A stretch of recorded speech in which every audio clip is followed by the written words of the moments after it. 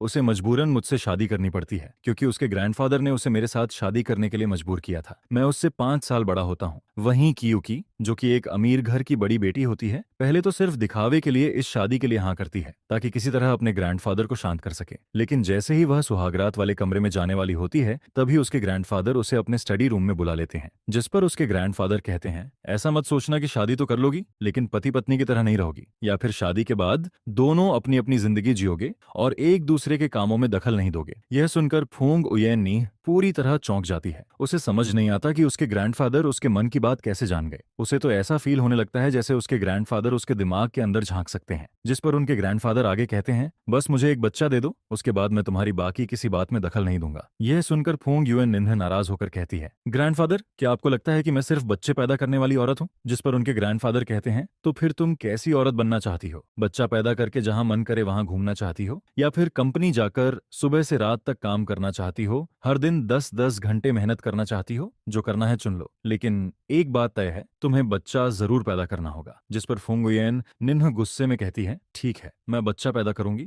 अगर आपको इतना ही बच्चा चाहिए तो मैं एक साथ 8-10 बच्चे पैदा कर दूंगी। इसके बाद वह गुस्से से भरी हुई अपने कमरे की तरफ लौटती है, लेकिन जैसे ही दरवाजा खोलती है, सामने मुझे देखकर रुक जाती है। वह इस सीन की बिल्कुल उम्मीद नहीं कर रही होती, जिस पर कुछ सेकंड के लिए वहीं खड़ी रह जाती है। वहीं मैं उसे दरवाजे पर चुपचाप खड़ा देखकर ज्यादा कुछ नहीं कहता और सीधे अंदर जाकर अपने बाल सुखाने लगता हूँ। इसके बाद फूंग उयेन निन्ह भी कमरे के अंदर आती है। तभी उसे एहसास होता है कि पूरा कमरा पहले से बिल्कुल अलग दिखाई दे रहा है। बिना सोचे ही उसे समझ आ जाता है कि यह सब बटलर झाओ की हरकत है। जिस पर वह मन ही मन बड़बड़ाती है, इतनी उम्र हो गई लेकिन इन्हें अभी भी कंट्रोल करना नहीं आया। फिर उसकी नजर मेरी तरफ जाती है। वह हैरान होती है कि मैं बिल्कुल भी नर्वस नहीं दिख रहा हूँ। वह सोचने लगती है, क्या यह उसकी पहली शादी नहीं है या फिर पहले से एक्सपीरियंस है। यह सोचकर वह खुद ही परेशान होने लगती है। उधर मैं बाल सुखाने के बाद देखता हूँ कि फुंग उयेन नेह सोफा पर बैठी हुई है। न वह नहाने जा रही है और न ही कुछ बोल रही है। जिस पर मैं पूछता हूँ, तुम नहाने नहीं जा रही हो? यह सुनकर वह मुझे गुस्से से देखती है और कहती है, क्या बात है, तुम्हें मैं गंदी लग रही हूँ क्या? जिस पर मैं कुछ पल के लिए चुप रह जाता हूँ। मुझे समझ नहीं आता कि वह अचानक नाराज क्यों हो गई। फिर मैं कहता हूँ, नहीं, ऐसी बात नहीं है। यह सुनकर वह हल्की सी ठंडी आवाज में हुम करती है। वहीं मैं कुछ देर सोचने के बाद कहता हूँ, चलो थोड़ी बात करते हैं। जिस पर वह तुरंत सतर्क हो जाती है और घबराकर पूछती है कि किस बारे में? मैं शांत आवाज में कहता हूँ, बस ये पूछना था कि तुम कब सोना चाहती हो? अगर अभी सो जाएं तो कैसा रहेगा? यह सुनते ही उसका दिमाग जैसे काम करना बंद कर देता है। उसका चेहरा लाल हो जाता है और वह बस मुझे देखती रह जाती है। जिस पर उसके मन में सिर्फ एक ही सवाल चलता है, अभी तो सोने की बात हो रही थी, फिर किस कैसे हो गया? अगली सुबह जब उसकी आंख खुलती है, तब भी वह आधी नींद में होती है। जिस पर अनजाने में वह मेरे सीने से लगकर सो रही होती है।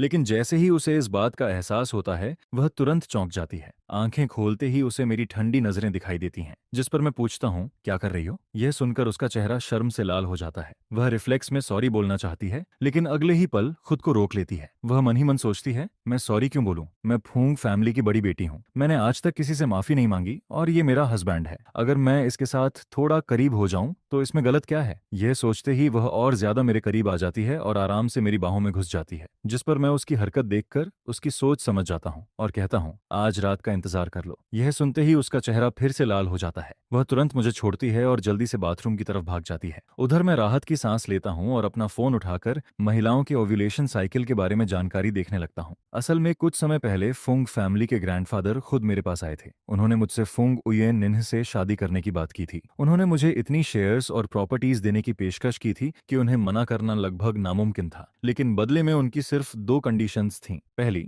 शादी के बाद मुझे फुंग उयेन निन्ह की मदद करनी होगी, उसे जिम्मेदार बनाना होगा ताकि भविष्य में वह फुंग ग्रुप की जिम्मेदारी संभाल सके। और दूसरी, जितनी जल्दी हो सके फुंग फैमिली के लिए एक हेयर पैदा करना होगा। जिस पर मैं मन ही मन सोचता हूँ कि किसी भी तरह उसे जल्दी प्रेग्नेंट करना पड़ेगा। कुछ देर बाद फुंग उयेन निन्ह नहाकर बाहर आती है। तब तक मैं भी तैयार हो चुका होता हूँ। जिसके बाद हम दोनों साथ में नीचे ब्रेकफास्ट के लिए जाते हैं। नीचे डाइनिंग रूम में फुंग फैमिली के ग्रैंडफादर पहले से ब्रेकफास्ट कर रहे होते हैं और बटलर झाओ उनके पास खड़ा होता है। जैसे ही वे दोनों हमें साथ में आते देखते हैं, दोनों कुछ पल के लिए एक दूसरे को देखने लगते हैं। जिस पर दोनों की आंखों में एक ही सवाल होता है, क्या इन दोनों के बीच अभी तक कुछ नहीं हुआ? लेकिन फुंग उयेन निन्ह को उनकी नजरों का बिल्कुल भी एहसास नहीं होता। वह आराम से बैठकर सर्वेंट से अपने लिए ब्रेकफास्ट तैयार करने को कहती है। उधर मैं आगे बढ़कर ग्रैंडफादर को ग्रीटिंग देता हूँ और फिर बैठ जाता हूँ। जिस पर ग्रैंडफादर मुस्कुराकर पूछते हैं, कल रात अच्छी नींद आई थी? मैं जवाब देता हूँ, जी बहुत अच्छी। यह सुनते ही फूंग उयेन नीन का चेहरा लाल हो जाता है। वहीं ग्रैंडफादर मेरा चेहरा देखकर समझ जाते हैं कि मैं झूठ नहीं बोल रहा हूँ, जिस पर वह फूंग उयेन निन्ह को घूर कर देखते हैं। लेकिन वह कुछ समझ नहीं पाती और उल्टा सोचती है, सुबह सुबह मुझे क्यों घूर रहे हैं? शादी भी हो गई, सुहागरात भी हो गई, फिर भी खुश नहीं है। इसके बाद वह ब्रेकफास्ट खत्म करके कहती है,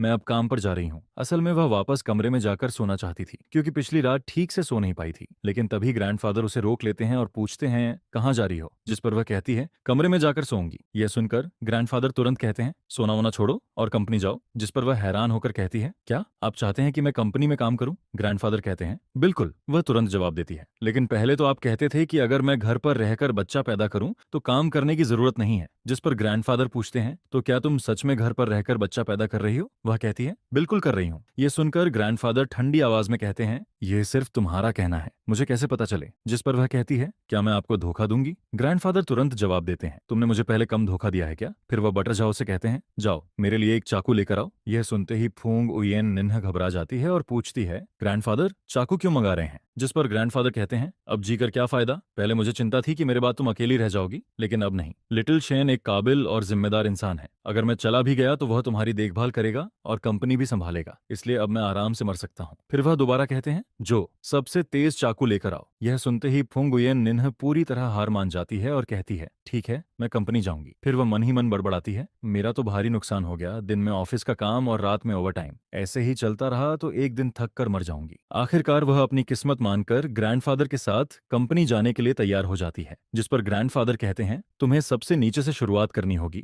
अगले 2 से 3 साल तक हर डिपार्टमेंट में इंटर्नशिप करनी होगी, तभी तुम कंपनी चलाने लायक बनोगी। एक मैनेजर अगर अपने नीचे काम करने वाले लोगों का काम और प्रोसेस अच्छे से नहीं समझता तो बहुत आसानी से उसके नीचे वाले लोग उसे बेवकूफ बना सकते हैं। इसके बाद जब फूंग फैमिली के ग्रैंडफादर और फूंग युएन निन्ह काम से घर वापस लौटते हैं, तभी बटलर झाओ जल्दी जल्दी बाहर भागते हुए उनका स्वागत करने आता है। जिस पर वह कहता है, मास्टर मिस, आप दोनों आखिरकार वापस आ गए। ग्रैंडफादर तुरंत पूछते हैं, लिटिल शेन कहाँ है, उसे क्या हुआ? जिस पर बटर झाओ जवाब देता है, यंग मास्टर बिजनेस ट्रिप पर चले गए हैं, इसलिए मैं आपको बताने ही वाला था। यह सुनते ही फूंग फैमिली के ग्रैंडफादर का चेहरा बदल जाता है। वहीं वह तुरंत फूंग यूएनएन की तरफ घूर कर देखते हैं, जिस पर फूंग यूएनएन पूरी तरह कंफ्यूज हो जाती है और पूछती है, ग्रैंडफादर आप मुझे ऐसे क्यों घूर रहे हैं? ग्रैंडफादर कहते हैं, तुम्हें खुद नहीं पता मैं क्यों घूर रहा हूँ? जिस पर वह जवाब देती है, अगर मुझे पता होता तो मैं पूछती ही क्यों? ग्रैंडफादर फिर गंभीर आवाज में पूछते हैं, सच सच बताओ, क्या कल रात तुम्हारा परफॉर्मेंस अच्छा नहीं था? यह सुनकर फूंग उयेन नीह एकदम चौंक जाती है और कहती है, क्या मतलब, कौन सा परफॉर्मेंस? जिस पर ग्रैंडफादर कहते हैं, और कौन सी बात होगी? पति पत्नी वाली बात। फिर वह आगे कहते हैं, क्या यह बात अलग से समझाने की जरूरत है? अगर तुम्हारा परफॉर्मेंस सच में अच्छा होता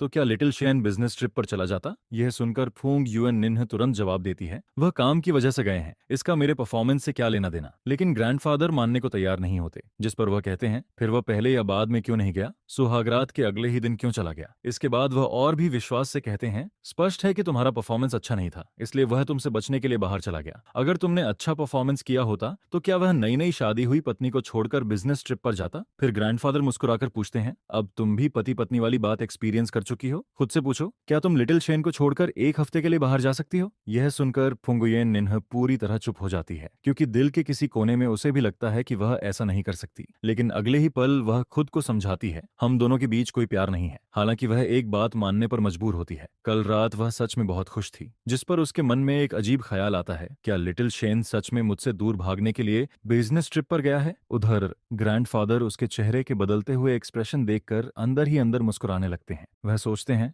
बस अब यह काफी है, इसका घमंड थोड़ा कम करना जरूरी है, नहीं तो यह सच में खुद को दुनिया की सबसे आकर्षक लड़की समझने लगेगी। इसके बाद पूरे 7 दिन बीत जाते हैं। 7 दिन बाद मैं बिजनेस ट्रिप खत्म करके वापस घर लौटता हूँ। जैसे ही फुंग उयेन निन्ह मुझे अचानक सामने देखती है, वह कुछ सेकंड के लिए हैरान रह जाती है। वहीं ग्रैंडफादर मुझे देखकर काफी खुश हो जाते हैं और बिजनेस ट्रिप के बारे में पूछने लगते हैं। जिस पर वह पूछते हैं, ट्रिप कैसी रही, सब कुछ ठीक रहा ना? मैं खाना खाते हुए जवाब देता हूँ, जी सब कुछ बहुत अच्छे से हो गया। उधर फुंग उयेन निन्ह पूरे समय चुपचाप सिर झुकाकर खाना खाती रहती है। जब मैं और ग्रैंडफादर बातें कर रहे होते हैं तब तक वह अपना खाना खत्म कर चुकी होती है। जिस पर वह चुपचाप चॉपस्टिक्स नीचे रखती है, उठती है और बिना कुछ कहे वहां से चली जाती है। यह देखकर ग्रैंडफादर मुस्कुराते हुए मुझसे कहते हैं, तुम पूरे 1 हफ्ते बाहर रहे हो? यूएन निन्ह थोड़ी नाराज है। फिर वह आगे कहते हैं, जाकर उसे थोड़ा मना लेना। मैं हैरान होकर पूछता हूँ, मैं बिजनेस ट्रिप पर गया था, वह नाराज क्यों होगी? जिस पर ग्रैंडफादर मुस्कुराकर कहते हैं, तुम खुद समझ जाओगे। मैं सिर हिलाकर कहता हूँ, ठीक है, मैं समझ गया। क्योंकि ग्रैंडफादर ने कहा है तो मुझे उसे मनाना ही होगा। इसके बाद मैं खाना खत्म करके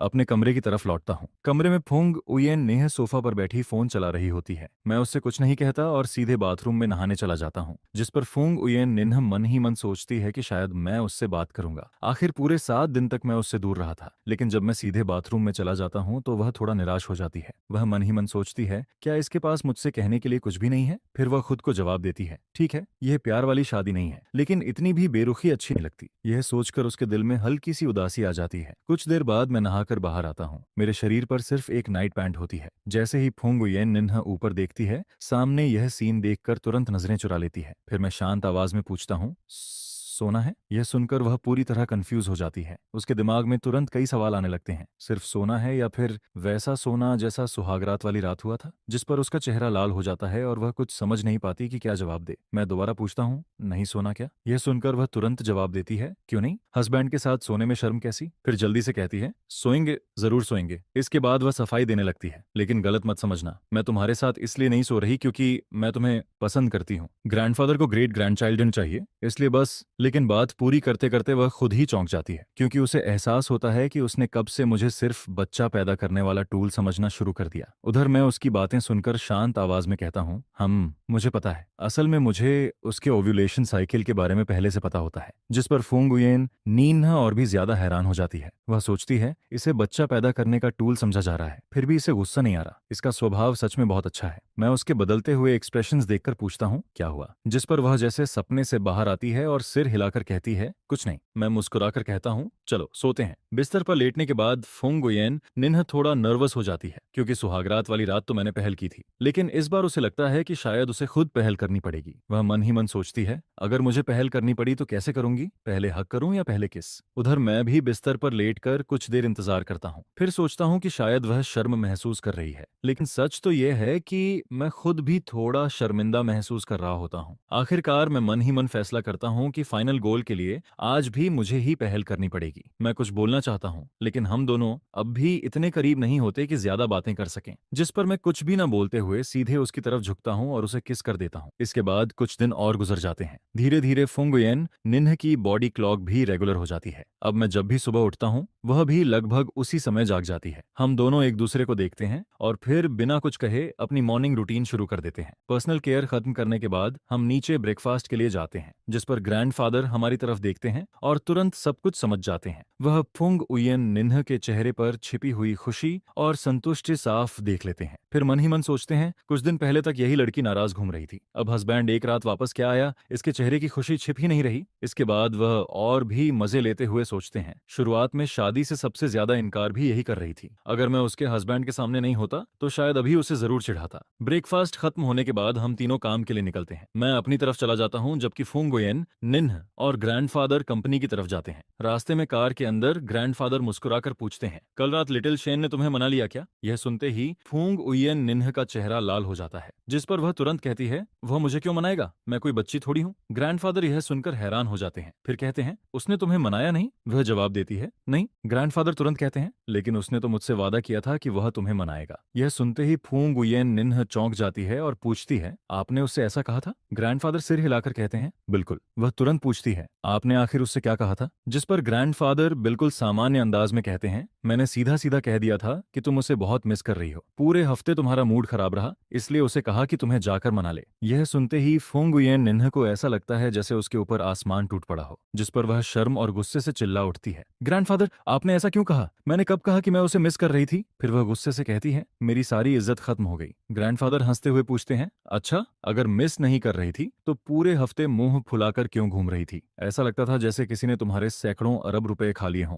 यह सुनकर फुंग उयेन निन्ह का चेहरा पूरी तरह लाल हो जाता है, लेकिन उसके पास कोई जवाब नहीं होता, जिस पर वह दांत पीसती है और चुपचाप खिड़की के बाहर देखने लगती है। अब वह ग्रैंडफादर से एक शब्द भी नहीं बोलना चाहती। उधर दोपहर में मेरी मुलाकात शियू ड्यू से होती है, जो कंपनी की टॉप स्टार होती है। मैं उसे लंच पर बुलाता हूँ, क्योंकि मैं उसके साथ लाइव स्ट्रीम सेलिंग के बारे में बात करना चाहता हूँ। 3 साल पहले वह एक कैंपस रोमांस ड्रामा की वजह से बेहद फेमस हुई थी और पिछले कुछ सालों में उसने कंपनी के लिए काफी पैसा कमाया था, जिस पर मैं अच्छी तरह जानता हूँ कि कंपनी में उसकी पोजीशन कितनी महत्वपूर्ण है। लंबे समय तक किसी सेलिब्रिटी को लगातार सेल करने से उसकी वैल्यू कम हो जाती है, जिस पर प्लान यही था कि उसे बस कभी कभी स्ट्रीम पर लाया जाए ताकि बाकी आर्टिस्ट के लिए व्यूज अट्रैक्ट किए जा सकें और साथ ही जियांग ग्रुप की प्रमोशन भी होती रहे। ये पहली बार था जब मैं उससे रियल लाइफ में मिल रहा था। उसके लंबे सफेद बाल काफी रिबेलियस लग रहे थे। एक नजर में ही पता चल जाता था कि वह ज्यादा अप्रोचेबल टाइप की इंसान नहीं है। कुछ फॉर्मल बातें करने के बाद मैं खाना खाते हुए यहाँ आने का अपना पर्पस एक्सप्लेन करने लगता हूँ, जिस पर थाप नागदू आराम से कहती है, प्रोसेस और बाकी डिटेल्स के बारे में आप मेरे मैनेजर से डिस्कस कर लीजिए। यह सुनकर मैं कुछ पल के लिए हैरान रह गया। बाहर की दुनिया में सब यही कहते थे कि थपनाहक डू का नेचर बहुत खराब है और उससे कम्युनिकेट करना आसान नहीं है। हालांकि उसने कभी कोई ऐसी हरकत नहीं की थी जो लिमिट्स क्रॉस करे, लेकिन उसका एटीट्यूड काफी एरोगेंट माना जाता था। वह कब नाराज हो जाए कोई नहीं जानता था, जिस पर कंपनी को अक्सर उसके पीछे सफाई देनी पड़ती थी। यहाँ तक कि कई पार्टनरशिप कॉन्ट्रैक्ट्स भी उसके इसी बिहेवियर की वजह से टूट गए थे। मैं तो सोचकर आया था कि आज मुझे उसे मनाने के लिए काफी मेहनत करनी पड़ेगी, लेकिन मुझे बिल्कुल उम्मीद नहीं थी कि वह इतनी आसानी से मान जाएगी। लगता है अफवाहों जितनी मुश्किल इंसान वह नहीं है। इसके बाद वह एक डिश मेरी तरफ बढ़ाते हुए कहती है, यह इस रेस्टोरेंट की स्पेशल डिश है, आप टेस्ट करके देखिए। मैं थपनाहक डू की तरफ देखता हूँ और मुझे वह थोड़ी अजीब लगती है। क्या वह मुझे इम्प्रेस करने की कोशिश कर रही है? लेकिन उसे देखकर ऐसा भी नहीं लगता था कि वह ऐसी इंसान है। जिस पर थपनाहक डू कुछ नहीं कहती है और बस चुपचाप खाना खाती रहती है। उसके गाल हल्के हल्के लाल हो रहे होते हैं, लेकिन मुझे इस बात का बिल्कुल एहसास नहीं होता। खाना खत्म होने के बाद हम दोनों प्राइवेट रूम से बाहर निकलते हैं। तभी एक आवाज आती है, टियू थान, तुम भी यहाँ खाना खाने आए थे? जी। मैं फोंग युएन नीन की तरफ एक नजर डालता हूँ। वह ठंडी निगाहों से थाप नाहक डू को देख रही होती है, जिस पर जैसे ही उसे महसूस होता है कि मैं उसे देख रहा हूँ, वह मुझे घूरती है, हल्का सा हूं कहती है और अपना चेहरा दूसरी तरफ घुमा लेती है। मुझे समझ नहीं आता कि मैंने फिर से उसे किस बात पर नाराज कर दिया। सच में उसका मूड बिल्कुल बच्चे जैसा है, एक पल में बदल जाता है। कुछ साधारण बातें करने के बाद सब अपने अपने रास्ते चले गए, लेकिन जाते जाते थप नाहक डू मुझसे पूछती है, क्या आपकी फुंग फैमिली से अच्छी जान पहचान है? जिस पर मैं मुस्कुराते हुए सिर हिलाता हूँ और कहता हूँ, हाँ, मेरी और फुंग युएन नीन की शादी हो चुकी है। यह सुनते ही थाप नाहक डू कुछ पल के लिए पूरी तरह जड़ हो जाती है। वह मुझे हैरानी से देखने लगती है। क्या हुआ, इतनी हैरानी हो रही है? जिस पर वह आखिरकार होश में आती है और मेरी तरफ देखती है, लेकिन अब उसकी आंखों में पहले जैसी गर्मजोशी नहीं रहती। फिर वह पूछती है, क्या जियांग ग्रुप किसी परेशानी में है? अगर नहीं तो आपने ऐसी बिगड़ी हुई रिच गर्ल से शादी क्यों की, जिसके बारे में हर जगह नेगेटिव रूमर्स फैले हुए हैं? मैं हंसते हुए कहता हूँ, नहीं, ऐसी कोई बात नहीं है। जियांग ग्रुप अभी बहुत अच्छा चल रहा है, सब कुछ स्टेबल है। तो फिर आपने उससे शादी क्यों की? पहले मुझे लगा था कि वह जियांग ग्रुप की सिचुएशन को लेकर परेशान है, लेकिन अब लग रहा था कि बात कुछ और है। जिस पर मैं सीधा जवाब देता हूँ, क्योंकि मैं उसे पसंद करता हूँ। पति का अपनी पत्नी को पसंद करना कोई अजीब बात तो नहीं है।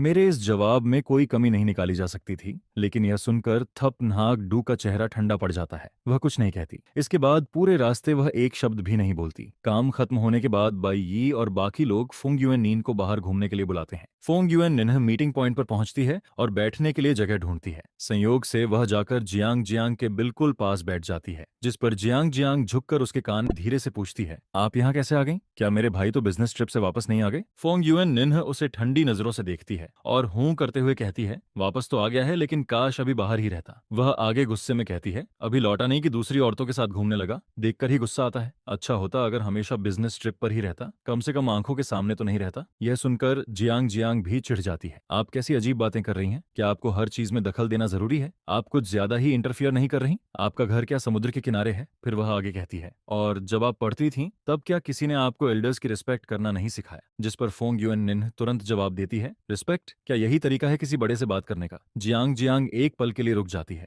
बड़ा, मैं तुम्हारी भाभी हूँ, क्या मैं तुम्हारी एल्डर नहीं हुई? यह सुनकर जियांग जियांग की बोलती बंद हो जाती है। वह जवाब देने ही वाली होती है कि तभी लियूरू यान बीच में बोल पड़ती है, तुम दोनों आखिर फुसफुसाकर क्या बातें कर रही हो? बाकी लोग भी शक भरी नजरों से दोनों को देखने लगते हैं। उन्हें हमेशा लगता था कि इन दोनों के बीच कुछ अजीब है। जब भी मिलती हैं, अलग जाकर धीरे धीरे बातें करने लगती हैं, जैसे कोई सीक्रेट छिपा रही हो। जिस पर जियांग जियांग कुछ कहने ही वाली होती है कि फुंग युएन नीह सीना तानकर बोलती है, मैं इसे समझा रही थी। यह सुनकर सब हंस पड़ते हैं। अच्छा, क्या समझा रही थी? फोंग युएन निन्ह नाक ऊपर उठाकर कहती है, इसे एल्डर्स की रिस्पेक्ट करना सिखा रही थी। और वह एल्डर कौन है? मैं। यह सुनते ही सब लोग और भी ज्यादा हंसने लगते हैं। तुम आखिर उसकी कौन लगती हो? जिस पर फोंग युएन निन्ह बिना झिझक जवाब देती है, मैं उसकी भाभी हूँ। यह सुनते ही माहौल अचानक शांत हो जाता है। सबकी नजरें जियांग जियांग पर टिक जाती हैं। जियांग जियांग, यह तुम्हारी भाभी होने का दावा कर रही है, तुम इसे कुछ कह क्यों नहीं रही? सबको पता था कि जियांग जियांग अपने भाई की कितनी बड़ी फैन है। वह हर समय अपने भाई की तारीफ करती रहती थी, इसलिए सबको लगा था कि वह अभी फट पड़ेगी। लेकिन उनकी उम्मीद के उलट जियांग जियांग वहीं चुपचाप बैठी रहती है। हालांकि उसका चेहरा अच्छा नहीं दिख रहा था, लेकिन वह कुछ भी नहीं कहती, जिस पर लियू रुयान और बाकी लोगों की मुस्कान धीरे धीरे गायब होने लगती है। फोंग युएन नीह थोड़ी ऊपर उठाकर उन्हें गर्व से देखने लगती है। मारोगे मुझे? मैं जाकर जियांग चेन से शिकायत कर दूंगी। छोटे होकर बड़ों पर हाथ उठाओगे? बिल्कुल हद है। अब किसी को भी समझ नहीं आ रहा था कि क्या हो रहा है। लियू रुयान अविश्वास से जियांग जियांग और फुंग युएन नीन को देखती रहती है, क्योंकि जियांग जियांग कभी भी चुप रहने वालों में से नहीं थी। उसका इस तरह शांत बैठना सिर्फ एक बात साबित करता था, फुंग युएन नीन सच बोल रही थी। वह सच में जियांग जियांग की भाभी थी। जिस पर लियू रुयान अविश्वास से कहती है, लेकिन वह जियांग चेन के साथ कैसे हो सकती है? एक तरफ जियांग चेन जैसा एम्बिशियस और कैपेबल आदमी था, और दूसरी तरफ फोंग युएन नीह जैसी रिच सेकंड जनरेशन गर्ल जो हमेशा मौज मस्ती में लगी रहती थी। दोनों एक साथ कैसे हो सकते थे? जिस पर फोंग युएन निन्ह आराम से कहती है, मैं एक बात क्लियर कर दूं, हम सिर्फ रिलेशनशिप में नहीं है, हमारी शादी हो चुकी है। यह सुनते ही सब लोग पूरी तरह शॉक्ड रह जाते हैं। काफी देर बाद उन्हें होश आता है। आखिर यह सब हुआ कैसे? ब्रोदर जियांग चेन ने सच में शादी कर ली? अगर फोंग युएन नीह कर सकती है तो हम क्यों नहीं? जिस पर किसी और लड़की ने भी कहा, सही बात है, हम भी कर सकते हैं। फोंग युएन नीह शांत स्वर में कहती है, इसमें कोई बड़ी बात नहीं है, यह बस एल्डर्स द्वारा तय की गई बिजनेस मैरिज थी। लेकिन लियू रुयान गुस्से में जियांग जियांग से पूछती है, अगर फुंग युएन निन्ह कर सकती है तो मैं क्यों नहीं कर सकती? और मैं भी। बाकी लड़कियां भी तुरंत हामी भर देती हैं। असल में वे सभी जियांग चेन को जरूरत से ज्यादा एडमायर करती थीं। पहले उन्होंने कभी उसके साथ रिलेशनशिप के बारे में नहीं सोचा था, लेकिन अब जब वे इस बारे में गंभीरता से सोचती हैं तो उन्हें लगता है कि वैसे भी एक दिन पॉलिटिकल या बिजनेस मैरिज करनी ही पड़ेगी। तो फिर किसी अजनबी रिच सेकंड जनरेशन लड़के से शादी करने से बेहतर जियांग चेन ही क्यों नहीं? जियांग चेन मैच्योर था, जनरस था, पोलाइट था और बेहद कैपेबल भी था। सबसे बड़ी बात, वह बचपन से उनके साथ बड़ा हुआ था। वह हमेशा उनका ख्याल रखता था और उनके साथ बहुत अच्छा व्यवहार करता था। जिस पर सभी लड़कियां एक ही बात सोचने लगती हैं, अगर सच में उनकी शादी जियांग चेन से हो जाए तो शायद वह शादी के बाद भी उनका उतना ही ख्याल रखेगा जितना बचपन में रखता था। जियांग जियांग बेबस होकर कहती है, मैं भी क्या कर सकती हूँ? मुझे भी पहले से इस बारे में कोई खबर नहीं थी। मुझे तो इसकी भनक तक नहीं लगी थी। अगर मुझे पहले से पता होता तो क्या तुम्हें लगता है कि ये दोनों एक साथ हो पाते? जिस पर जियांग जियांग बिना झिझक कहती है, अगर मुझे पहले पता चल जाता तो मैं हर हाल में इनके बीच आ जाती। मैं उस लड़की को कभी भी मेरे भाई को परेशान नहीं करने देती। यह सुनकर लियू रुयान और बाकी सभी लोग लगातार सिर हिलाने लगते हैं। उनकी नजर में फोंग युएन निन्ह बिल्कुल भी जियांग चेन के लायक नहीं थी। वहीं दूसरी तरफ फोंग युएन निन्ह उन सबको देखकर बाहर से तो गर्व महसूस कर रही होती है, लेकिन अंदर ही अंदर उसे थोड़ा दुख भी होने लगता है। आखिर उसने उसी आदमी से शादी की थी जिससे वहां मौजूद लगभग हर लड़की शादी करना चाहती थी। लेकिन क्या वह सच में इतनी बुरी थी जितना ये लोग उसे बता रहे थे? अगर जियांग जियांग उसे पसंद नहीं करती तो वह बात अलग थी। आखिर जियांग जियांग बचपन से ही अपने भाई को दुनिया का सबसे बेहतरीन इंसान मानती आई थी। लेकिन लियू रुयान और बाकी लोग किस हक से यह तय कर रहे थे कि वह जियांग चेन के लायक नहीं है? मैं फोंग युएन निन्ह हूँ, एक बड़े और प्रभावशाली परिवार की एल्डेस्ट यंग मिस। मेरे पास कैरेक्टर है, ब्यूटी है, एबिलिटी है, फैमिली बैकग्राउंड है और ब्यूटी भी है। मैं अनगिनत रिच यंग मास्टर्स की ड्रीम गर्ल हूँ। इतनी भी बुरी नहीं हूँ जितना ये लोग दिखाने की कोशिश कर रहे हैं। उनकी बातें सुन सुनकर तो मेरा कॉन्फिडेंस ही खत्म होने वाला है। तभी किसी ने ताना मारते हुए कहा, इतना घमंड किस बात का है? ये तो बस एक इमोशनलेस मैरिज है। ऐसी बिजनेस मैरिज तो हमें भी मिल सकती है। जिस पर दूसरी लड़की भी तुरंत बोल पड़ती है, पहले मैंने कभी अपने से बड़े आदमी से शादी करने के बारे में नहीं सोचा था, लेकिन अगर वह जियांग चेन हो तो मैं तैयार हूँ, सच में तैयार हूँ। यह सुनकर फोंग युएन नीह मन ही मन हंस पड़ती है। तुम लोगों को आखिर पता ही क्या है? क्या सच में तुम्हें में लगता है कि यह सिर्फ एक बिजनेस मैरिज है, कि इसमें बिल्कुल भी फीलिंग्स नहीं है? अगर सच में सिर्फ फायदा ही मकसद होता तो जियांग चेन किसी और रिच फैमिलीज डॉटर को भी चुन सकता था। क्या इस शहर में मेरे परिवार से ज्यादा अमीर परिवार नहीं है? क्या ऐसी लड़कियां नहीं हैं जिनकी उम्र और एबिलिटी जियांग चेन के बराबर हो? जियांग चेन जैसा आदमी चाहे तो किसी से भी शादी कर सकता है। फिर आखिर उसने मुझे ही क्यों चुना? क्या इसलिए नहीं कि वह मुझे पसंद करता है? यह सोचकर फोंग युएन निन्ह गर्व से अपनी ठोड़ी ऊपर उठा लेती है। वैसे भी उसकी नजर में मैं उसकी यूथ और गुड लुक्स पर फिदा हूँ। यह सुनते ही बाकी लड़कियों को ऐसा महसूस होता है जैसे उन पर आसमान टूट पड़ा हो। उनके दिल में जियांग चेन एक परफेक्ट मैन था, लेकिन वही परफेक्ट मैन आखिर फोंग युएन नीन जैसी लड़की को पसंद करता है। जियांग जियांग चुपचाप बैठी रहती है। हालांकि उसे मानना नहीं था, लेकिन फोंग युएन नीन की बात में दम जरूर था। अगर उसका भाई सिर्फ बिजनेस मैरिज करना चाहता तो शहर की किसी भी रिच फैमिलीज डॉटर को चुन सकता था। वह अपने भाई की तारीफ करते हुए सोचती है, मेरा भाई हैंडसम है, कैपेबल है, मैच्योर है और बचपन से ही हर माता पिता के मुंह पर लिया जाने वाला एग्जाम्पल चाइल्ड रहा है। अगर वह इतने साल विदेश में न रहता तो अब तक हमारे घर का दरवाजा प्रपोजल से भर चुका होता। इतनी सारी सूटेबल लड़कियां होने के बावजूद उसने सिर्फ फोंग युएन नीन को चुना। दोनों का सोशल स्टेटस और पर्सनालिटी भी एक जैसी नहीं थी। अगर यह प्यार नहीं है तो फिर और क्या है? लेकिन फिर जियांग जियांग अचानक सोच में पड़ जाती है। भाई को फोंग युएन निन्ह कब से पसंद आने लगी? पिछले कई सालों से तो वह ज्यादातर विदेश में ही रहता था। कभी कभार वापस आता भी था तो जल्दी लौट जाता था। क्या किसी संयोग में उसकी मुलाकात फोंग युएन निन्ह से हुई थी? और क्या उसे पहली नजर का प्यार हो गया था? यह सोचकर जियांग जियांग चुपचाप फोंग युएन नीन की तरफ देखती है। सच कहें तो उसके भाई के सामने फोंग युएन नीन की सबसे बड़ी ताकत बस उसका चेहरा ही था। इसके बाद बाकी लड़कियां अपना दुख शराब में डुबोने का फैसला कर लेती हैं, जिस पर वे लगातार फोंग युएन नीन को ड्रिंक्स ऑफर करने लगती हैं। बाई उन्हें रोकने की कोशिश करती है लेकिन कोई उसकी बात नहीं सुनता। वहीं जियांग जियांग एक तरफ बैठकर सब कुछ देखती रहती है। न वह खुद ड्रिंक ऑफर करती है और न ही किसी को रोकती है। वह मन ही मन सोचती है, अगर मेरी आइडेंटिटी बीच में न होती तो मैं खुद इसे ड्रिंक पिलाती। धीरे धीरे समय गुजरता है और रात के करीब 10 बज जाते हैं। आखिरकार फोंग युएन निन्ह पूरी तरह नशे में धुत हो जाती है, जिस पर लियू रू यान कहती है, जियांग जियांग अपने भाई को फोन करो और इसे लेने बुलाओ। ब्रदर जियांग चेन को हमारा शराब पीना पसंद नहीं है। ऊपर से फोंग युएन नीन की हालत तो देखो। इस समय फोंग युएन नीन सोफे पर ऐसे पड़ी होती है जैसे कोई कीचड़ का ढेर हो। उसकी यूजुअल एलिगेंट इमेज का कहीं नामो निशान नहीं बचा था। जिस पर जियांग जियांग सच में मुझे फोन कर देती है और कहती है कि आकर फोंग युएन नीन को ले जाऊं। मैं एड्रेस पर पहुंचता हूं और प्राइवेट रूम का दरवाजा खोलता हूं। अंदर कदम रखते ही मेरी नजर सोफे पर बेहोश पड़ी फोंग युएन नीन पर जाती है। बाकी लोग अपने अपने काम में लगे हुए होते हैं, किसी को भी उसकी परवाह नहीं होती। सच में बहुत अच्छे दोस्त हैं। काफी समय बाद लियू रू यान और बाकी लोग मुझे देख रहे थे, जिस पर वे कुछ देर के लिए चुप हो जाते हैं। उन्हें लगता है कि मैं पहले से भी ज्यादा अट्रैक्टिव और करिश्मेटिक हो गया हूं और उनके मन में एक ही ख्याल आता है, फोंग युएन नीह जैसी लड़की मेरे लायक नहीं है। वहीं बाई यी पहली बार मुझे सामने से देख रही होती है। उसने पहले सिर्फ जियांग जियांग से मेरे बारे में सुना था, लेकिन मुझे देखते ही उसका दिल थोड़ा तेज धड़कने लगता है। मैं चुपचाप दरवाजे पर खड़ा होकर सबकी तरफ नजर डालता हूँ, जिस पर जियांग जियांग उठकर कहती है, ब्रोदर जियांग चैन। मैं सीधे फोंग युएन नीन के पास जाता हूँ और जियांग जियांग से पूछता हूँ, क्या तुम लोगों ने इसे ड्रिंक कराया है? फोंग युएन निन्ह कभी खुद से इतना नहीं पी सकती। देखो, बाकी सब बिल्कुल ठीक है और सिर्फ वही इस हालत में है। यह सुनते ही कई लोगों के चेहरे पर ऑकवर्ड एक्सप्रेशन आ जाता है। असल में उन्होंने जबरदस्ती उसे ड्रिंक नहीं कराया था, लेकिन किसी ने भी उसे रोकने की कोशिश नहीं की थी। खासतौर पर लियू रू यान और शी यी अपनी नजरें चुराने लगती हैं। कोई जमीन देखने लगता है, कोई आसमान देखने लगता है, कोई हवा और बादलों को देखने लगता है। बस मेरी तरफ कोई नहीं देखता, जिस पर मैं तुरंत सब समझ जाता हूँ। मैं और कुछ नहीं पूछता,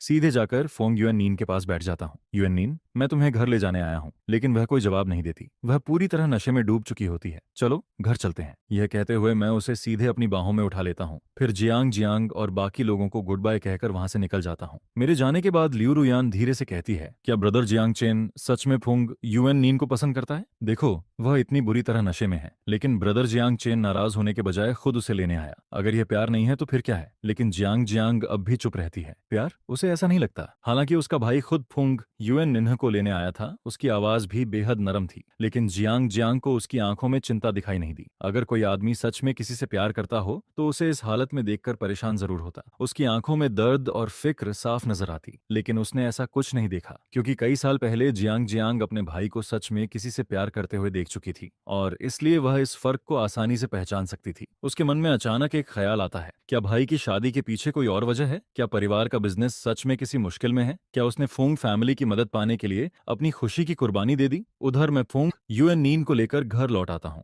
घर पहुंचकर मैं सर्वेंट्स को उसे उसके कमरे तक पहुंचाने के लिए कहता हूँ। साथ ही हैंगओवर सूप तैयार करने का भी आदेश देता हूँ। यह सब देखकर ओल्ड मास्टर फोंग गुस्से से भर जाता है। वह नाराज होकर कहता है, सच में यह लड़की बिल्कुल उम्मीदों पर खरी नहीं उतरती। इतना हैंडसम, कैपेबल और केयरिंग हस्बैंड मिला है, फिर भी इसे अपनी कोई परवाह नहीं है। उसे पता ही नहीं होता कि घर पर रहकर अपने हस्बैंड का साथ कैसे दिया जाता है, बल्कि उसे तो बाहर जाकर दूसरी औरतों के साथ घूमना फिरना ज्यादा पसंद होता है, जिस पर वह इतनी ज्यादा ड्रिंक कर लेती है कि बुरी तरह नशे में धुत हो जाती है। यह देखकर फोंग परिवार के बुजुर्ग कहते हैं, मैंने पूरी जिंदगी समझदारी से बिताई है, लेकिन पता नहीं मेरी पोती इतनी बेफिक्र और गैर जिम्मेदार कैसे निकल गई। जिस पर कोई पूछता है, फिर आप उसे लेने क्यों गए थे? उसे बाहर ही पड़ा रहने देते। जिसके जवाब में कहा जाता है, ग्रैंडपा, हुएन नीन तो बस अपने दोस्तों के साथ न्यू मैरिज सेलिब्रेट करने गई थी। दोस्तों ने उसे कुछ ड्रिंक्स और पिला दी, इसमें कोई बड़ी बात नहीं है। यह सुनकर फुंग ओल्ड मास्टर भौहें सिकोड़ लेते हैं, जिस पर मैं कहता हूँ, आप चिंता मत कीजिए, कल जब यूएन नीन्हा उठेगी तो मैं उसे समझाऊंगा कि आगे से थोड़ा कम पिया करे ताकि घर वालों को उसकी फिक्र न करनी पड़े। जिस पर फोंग ओल्ड मास्टर मेरी तरफ देखते हैं। उन्हें लगता है कि यूएन निन्हा के लिए उन्होंने जो हस्बैंड चुना है वह सच में बहुत अच्छा है, मैच्योर है, जेंटल है और अपनी वाइफ का ख्याल रखना भी जानता है। इसलिए वह मन ही मन उम्मीद करते हैं कि यूएन निन्हा उनकी भावनाओं की कद्र करेगी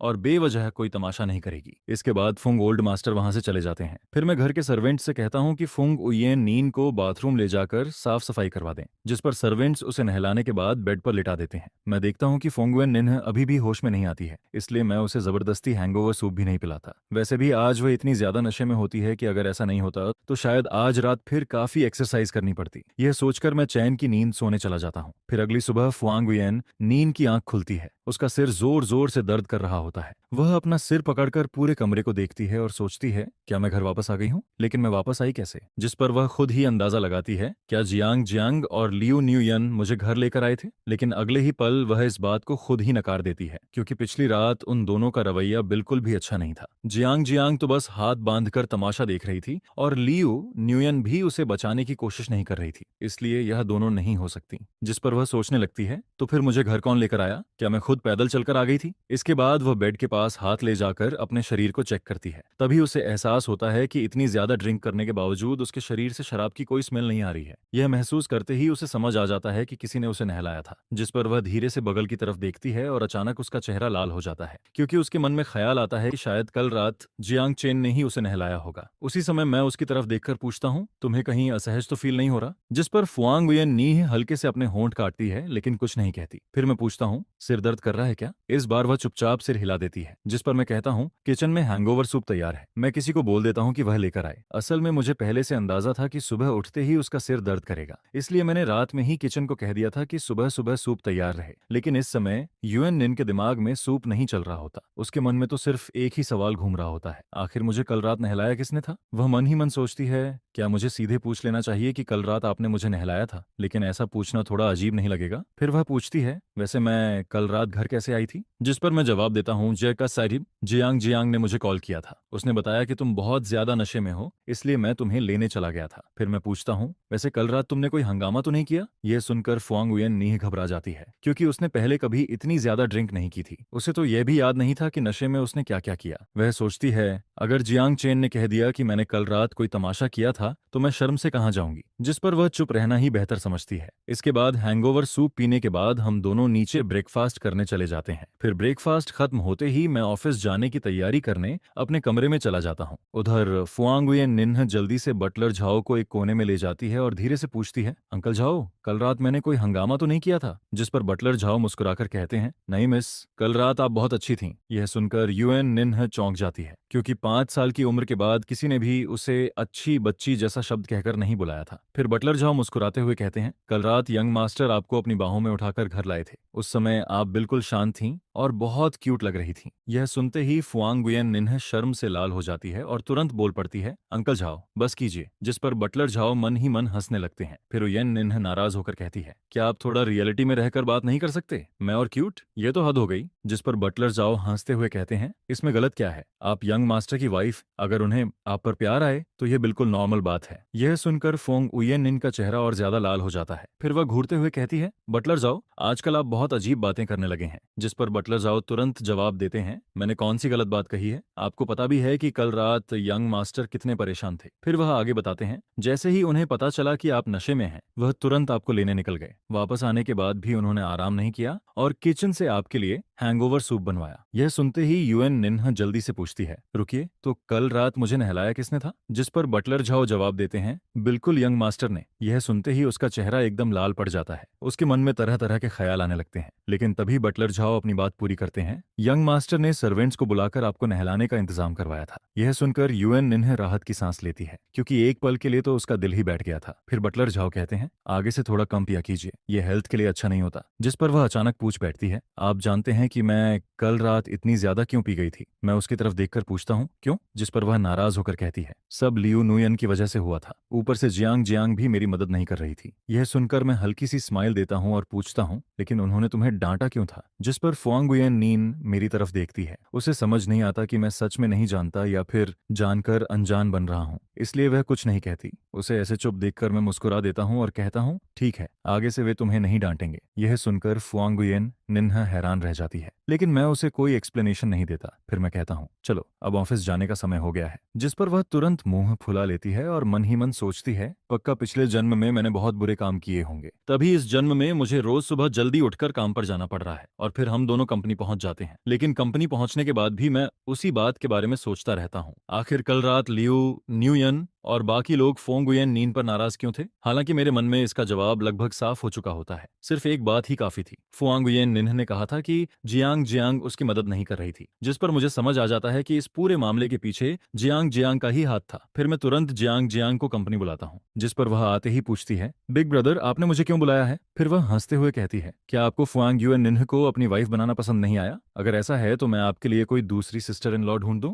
यह सुनकर मैं उसकी तरफ देखता हूँ और हल्की सी स्माइल देता हूँ, लेकिन इस बार मेरी स्माइल मेरी आंखों तक नहीं पहुंचती। फिर मैं पूछता हूँ, सच में तुम्हें क्या लगता है? जिस पर जियांग जियांग का पूरा शरीर सिहर जाता है। फिर वह जल्दी से कहती है, नहीं नहीं नहीं नहीं नहीं नहीं नहीं, इसकी कोई जरूरत नहीं है। फुआंगुयन निन्ह तो बहुत अच्छी है। लेकिन मैं वही स्माइल बनाए रखते हुए कहता हूँ, अगर वह इतनी अच्छी है तो फिर उससे कुछ सीख क्यों नहीं लेती? जिस पर जियांग जियांग हैरान होकर पूछती है, मैं उनसे क्या सीखूं? फिर मैं ठंडी आवाज में कहता हूँ, क्या सीखना है? उसका घमंड, उसकी ऐशो आराम वाली लाइफ, उसका बेफिक्र रवैया, यही सब सीख लो। ग्रेजुएशन के बाद से तुमने जितना घूमना फिरना और मौज मस्ती करनी थी उतनी काफी हो गई है, इसलिए कल से कंपनी आकर काम करना शुरू करो। यह सुनते ही जियांग जियांग मुझे हैरानी भरे चेहरे से देखने लगती है, जैसे उसके ऊपर आसमान ही टूट पड़ा हो। जिस पर मैं कहता हूँ, देर सवेर तुम्हें कंपनी मैनेज करना सीखना ही पड़ेगा। जिसके जवाब में जियांग जियांग तुरंत कहती है, बिग ब्रदर मुझे तो लगता है कंपनी आपके हाथों में ही सबसे अच्छी है। मेरी तो कोई बड़ी एम्बिशन भी नहीं है, मैं तो पूरी जिंदगी बस एक रिच सेकंड जनरेशन की तरह आराम से जीना चाहती हूँ। फिर वह आगे कहती है, मैंने कभी नहीं सोचा कि फैमिली बिजनेस मुझे ही संभालना है। प्रॉपर्टी और कंपनी सब आपको दे दो तब भी मुझे कोई दिक्कत नहीं है, बस हर महीने थोड़ा पॉकेट मनी देते रहना। जिस पर मैं मुस्कुराकर कहता हूँ, यह तो सिर्फ तुम्हारा सोचना है। फिर मैं उसे देखते हुए कहता हूँ, क्या बात है, अब तुम फुआंगुयन निन्ह से सीखना चाहती हो क्या? यह सुनकर जियांग जियांग जल्दी से सिर हिलाती है और कहती है, नहीं नहीं।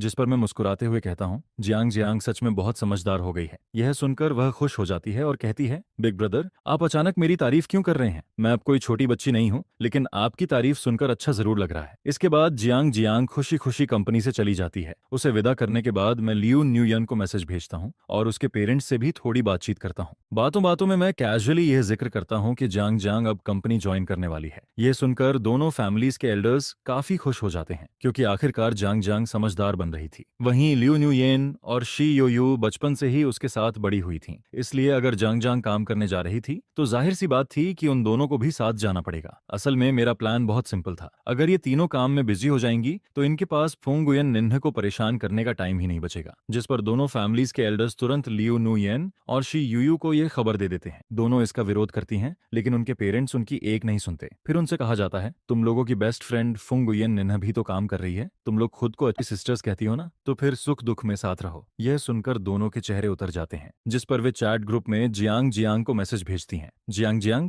आखिर तुम्हें अचानक काम करने का ख्याल आया कैसे? फिर शी यूयू मजाक उड़ाते हुए कहती है, कहीं तुम जियांग चेन के साथ फैमिली प्रॉपर्टी के लिए कंपटीशन तो नहीं करने वाली? यह सुनकर लियू नुयन तुरंत जवाब देती है, क्या बात कर रही हो? क्या जियांग जियांग ने मरने का इरादा कर लिया है? फिर वह आगे लिखती है, उसकी बुद्धि से जियांग चेन के खिलाफ कंपटीशन करेगी? अगर ऐसा हुआ तो हम दोनों उसकी हेल्प नहीं करेंगे। जिस पर शी यूयू भी लिखती है, बिल्कुल हम जियांग चेन का साथ देंगे। दोनों एक के बाद एक मैसेज भेजती जाती हैं। उधर जियांग जियांग मैसेजेस पढ़कर माथा पकड़ लेती है। वह मन ही मन सोचती है, सच में क्या फ्रेंड्स हैं? मैंने अभी तक कुछ कहा भी नहीं और इन्होंने पूरी स्टोरी बना ली। फिर वह रिप्लाई करती है, मैंने कब कहा कि मैं बिग ब्रदर की प्रॉपर्टी के लिए कंपटीशन करूंगी? मुझे अभी कुछ साल और जीना है। जिस पर शी यूयू तुरंत मैसेज भेजती है, फिक्र मत कर, अगर जियांग चेन ने तुम्हारी पिटाई कर दी तो हम तुम्हारी बॉडी कलेक्ट करने जरूर आएंगे। फिर वह मजाक में लिखती है, इतने सालों की फ्रेंडशिप का यही आखिरी फर्ज निभा सकते हैं। यह पढ़कर जियांग जियांग जवाब देती है, वाह, इसके लिए तो मुझे तुम्हारा शुक्रिया अदा करना चाहिए। उसी समय फुआंगुयन निन्ह भी चैट ग्रुप में आ जाती है। वह मैसेजेस पढ़कर पूछती है, तुम लोग जियांग चेन की इतनी बातें क्यों कर रहे हो, क्या वह इतना डरावना है? जिस पर लियू न्यूयन तुरंत जियांग चेन की तरफदारी करती है। वह लिखती है, ऐसी कोई बात नहीं है, जियांग चेन दुनिया का सबसे जेंटल और हैंडसम आदमी है। फिर वह आगे लिखती है, उयेन निन्ह, तुम्हें बस अपना ख्याल रखना चाहिए। यह पढ़कर फुंग उयेन निन्ह हैरान हो जाती है। वह रिप्लाई करती है, मुझे उससे डरना चाहिए, क्या वह मुझे खा जाएगा?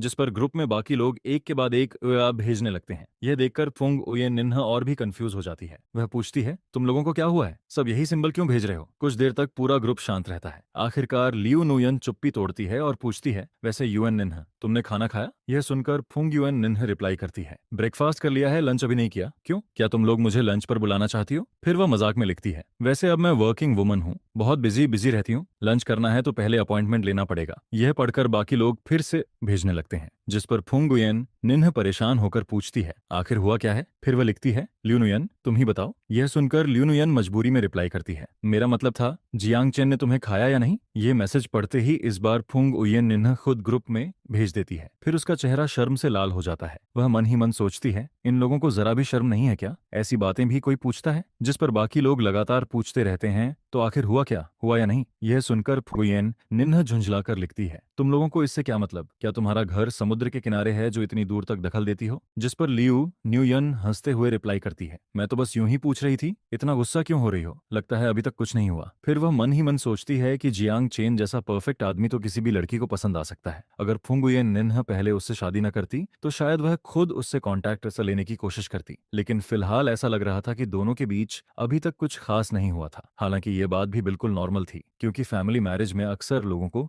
एक दूसरे को समझने के लिए टाइम चाहिए होता है। हाई सोसाइटी में ऐसे कई कपल्स होते हैं जो बाहर से परफेक्ट कपल बनकर रहते हैं, लेकिन घर के अंदर उनके बीच एक किस तक नहीं हुई होती। जिस पर फुंग उयेन निन्ह कोई सफाई नहीं देती। उधर जियांग जियांग यह सोचकर भौहें सिकोड़ लेती है कि शादी के बाद भी दोनों के बीच कुछ नहीं हुआ। उसके मन में पूरा यकीन होता है कि प्रॉब्लम उसके बिग ब्रदर में नहीं बल्कि फुंग उयेन निन्ह में है। वह सोचती है, ग्रैंडअप्पा के दबाव में शादी तो कर ली, लेकिन अगर वह बिग ब्रदर के साथ रूम शेयर तक नहीं कर रही तो यह तो उनकी इंसल्ट हुई। यह सोचकर जियांग जियांग के मन में अपने भाई के लिए इंसाफ दिलाने का ख्याल आता है, लेकिन वह सीधे जाकर फुंगुयेन निन्ह को मजबूर भी नहीं कर सकती थी। काफी देर सोचने के बाद उसके दिमाग में एक प्लान आता है, जिस पर वह मुझे मैसेज भेजकर शाम को डिनर के लिए बुलाती है। मैं भी बिना ज्यादा सोचे उसके इन्विटेशन को एक्सेप्ट कर लेता हूँ। फिर शाम को ऑफिस से निकलकर मैं सीधे उस रेस्टोरेंट में पहुंचता हूँ जो जियांग जियांग ने बुक किया था। मुझे लगा था कि वहां सिर्फ मैं और जियांग जियांग होंगे, लेकिन वहां पहुंचकर मैं देखता हूं कि एक और शख्स भी मौजूद है। वह ली फैमिली की एल्डेस्ट मिस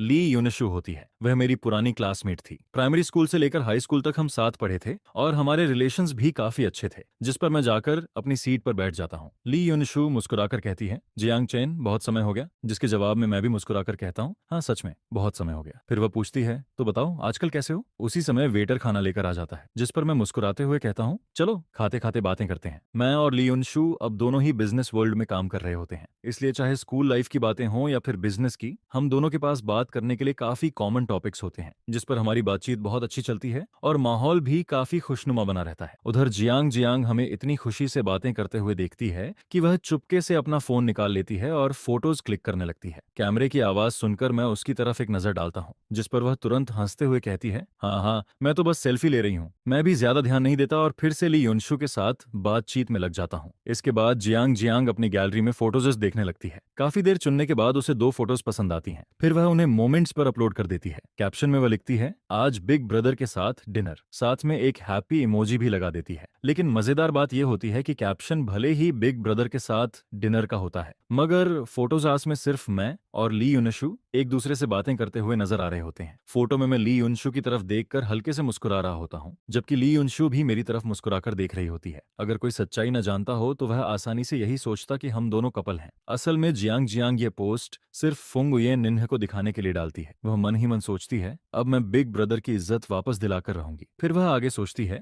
मुझे फुंग ये निन्ह को बताना होगा कि मेरे बिग ब्रदर के पीछे लड़कियों की कोई कमी नहीं है। आखिर वह खुद को समझती क्या है? जिस पर जियांग जियांग के चेहरे पर शरारती मुस्कान आ जाती है। थोड़ा क्राइसिस फीलिंग पैदा करनी पड़ेगी, तभी फोंगुयेन निन्ह को समझ आएगा। उधर शाम को फोंगुयेन निन्ह ऑफिस से घर लौटती है, जिस पर बटलर झाओ उसे बताते हैं कि आज रात भी जियांग चेन एक सोशल गैदरिंग में गया है और डिनर के लिए घर नहीं आएगा। यह सुनकर फोंगुयेन निन्ह थोड़ा बेबस महसूस करती है। वह मन ही मन सोचती है, क्या वह इतना बिजी रहता है? शादी को अभी कुछ ही दिन हुए हैं, कभी बिजनेस ट्रिप पर चला जाता है तो कभी रात को सोशल इवेंट्स में। फिर वह सोचती है, यहाँ तक कि कि ग्रैंडपा, जो पूरे ग्रुप के चेयरमैन हैं, वह भी उससे कम बिजी लगते हैं। संयोग से उस रात ग्रैंडपा भी एक बिजनेस इवेंट में गए हुए होते हैं, इसीलिए पूरे घर में सिर्फ फोंग गुयेन नीन अकेली होती है, जिस पर वह सोफा पर बैठकर फोन चलाने लगती है। फिर डिनर टाइम तक बोर होकर वह मोमेंट्स स्क्रॉल करने लगती है और तभी उसकी नजर जियांग जियांग की पोस्ट पर पड़ती है, जिस पर वह जो आराम से सोफा पर टिकी हुई बैठी थी, अचानक सीधी होकर बैठ जाती है। वह ली योनशु को पहचानती जरूर थी, लेकिन दोनों के बीच ज्यादा कांटेक्ट नहीं था, क्योंकि दोनों फैमिलीज अलग अलग इंडस्ट्रीज में थीं। हालांकि हाई सोसाइटी सर्कल में होने की वजह से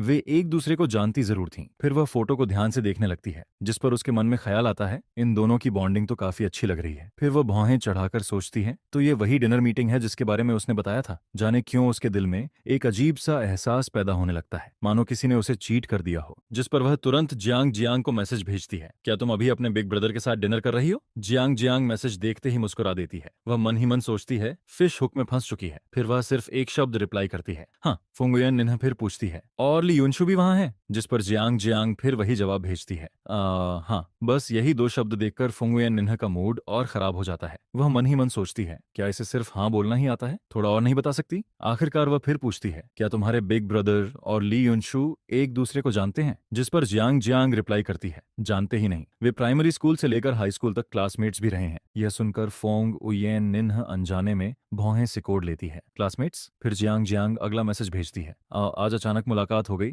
इसलिए बिग ब्रदर काफी खुश हैं। इसके बाद वह एक और मैसेज भेजती है, लेकिन गलत मत समझना, बिग ब्रदर और सिस्टर युनशु सिर्फ क्लासमेट्स हैं। हालांकि स्कूल टाइम में दोनों के रिलेशनशिप रूमर्स जरूर चलते थे, मगर वह बहुत पुरानी बात है। फोंग युएन निन्ह की नजर सीधे रिलेशनशिप रूमर्स वाले शब्दों पर जाकर रुक जाती है, जिस पर जियांग जियांग तुरंत एक और मैसेज भेज देती है, हाँ। उस समय स्कूल में हर कोई उन्हें परफेक्ट कपल मानता था, सब कहते थे कि दोनों एक दूसरे के लिए बने हैं। यह पढ़ते ही फोंग उयेन नीन का चेहरा उतर जाता है। वह फिर से फोटो खोलती है और ध्यान से देखने लगती है। फोटो में दोनों एक दूसरे की तरफ मुस्कुराकर देख रहे होते हैं। दोनों की अपीयरेंस भी शानदार होती है। जितना ज्यादा वह फोटो देखती है, उतना ही उसे लगता है कि दोनों सच में बहुत कंपैटिबल हैं। उधर जियांग जियांग काफी देर तक रिप्लाई का इंतजार करती है, लेकिन जब सामने से कोई मैसेज नहीं आता तो वह मन ही मन खुश हो जाती है। लगता है फुंगुये निन्हा सच में जल गई है। वहीं दूसरी तरफ मैं और ली युनशु आराम से बातें करते रहते हैं। डिनर खत्म होने के बाद ली युनशु कुछ पुराने क्लासमेट्स को भी बुला लेती है, क्योंकि हाई स्कूल ग्रेजुएशन के बाद मैं विदेश चला गया था। पिछले कई सालों से मैं ओवरसीज बिजनेस संभाल रहा था, जबकि ली युनशु हमेशा देश में ही रही थी, इसलिए उसका पुराने दोस्तों से कांटेक्ट बना हुआ था। कुछ देर बाद बाकी क्लासमेट्स भी पहुंच जाते हैं। मुझे देखकर सब काफी एक्साइटेड हो जाते हैं। फिर वे मुझे घेर लेते हैं और पिछले कई सालों की लाइफ के बारे में पूछने लगते हैं, जिस पर मैं मुस्कुराकर बताता हूँ, मैं विदेश में फैमिली के ओवरसीज बिजनेस को संभाल रहा था, लेकिन अब वापस आ गया हूँ। फिलहाल फैमिली ग्रुप की एंटरटेनमेंट कंपनी मैनेज कर रहा हूँ। फिर मैं मुस्कुराते हुए एक और बात बताता हूँ, और हाँ,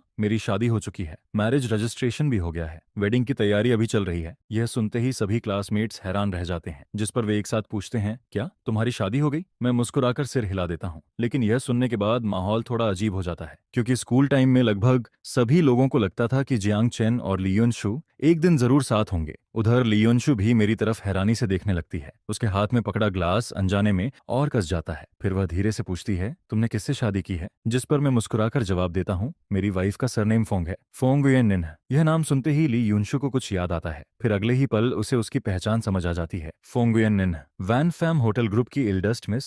जिस पर मैं मुस्कुराकर सिर हिला देता हूँ, हाँ वही। यह सुनकर बाकी क्लासमेट्स फिर से हैरान रह जाते हैं। वॉन फैम होटल ग्रुप, वही इंटरनेशनल 5 स्टार होटल चेन जिसकी प्रॉपर्टीज पूरी दुनिया में फैली हुई हैं। फिर सभी को एहसास होता है कि जियांग फैमिली और फोंग फैमिली दोनों ही टॉप फैमिलीज में आती हैं, इसलिए यह मैरिज पूरी तरह वेल मैच्ड थी, जिस पर सभी मुझे बधाई देने लगते हैं। मैं मुस्कुराकर सबकी शुभकामनाएं स्वीकार करता हूं और उन्हें वेडिंग में आने का इनविटेशन भी देता हूं। समय का पता ही नहीं चलता और देखते ही देखते रात के 11 बज जाते हैं, क्योंकि अगले दिन सबको काम पर जाना होता है, इसलिए लोग एक एक करके जाने लगते हैं। मैं भी सबसे पहले निकलने वालों में शामिल होता हूँ। ली युनशु मुझे डोर तक छोड़ने आती है, क्योंकि मैंने ड्रिंक की हुई होती है, इसलिए खुद ड्राइव नहीं कर सकता था, जिस पर मैं गेट पर खड़ा होकर ड्राइवर का इंतजार करने लगता हूँ। कुछ देर की चुप्पी के बाद ली युनशु आखिर पूछ ही लेती है, तुमने अचानक फोंग गुयेन निन्ह से शादी क्यों कर ली? वह सच में इस बात को समझ नहीं पा रही होती, क्योंकि जियांग फैमिली और फोंग फैमिली दोनों ही टॉप फैमिलीज थीं। अगर दोनों फैमिलीज मैरिज अलायंस करने वाली होती तो इसकी खबर बहुत पहले फैल जाती, लेकिन उसे कभी ऐसी कोई खबर नहीं मिली थी, इसलिए यह शादी उसे बेहद बेहद अचानक लगती है। उसे हमेशा लगता था कि जियांग चेन अभी तक सिंगल है,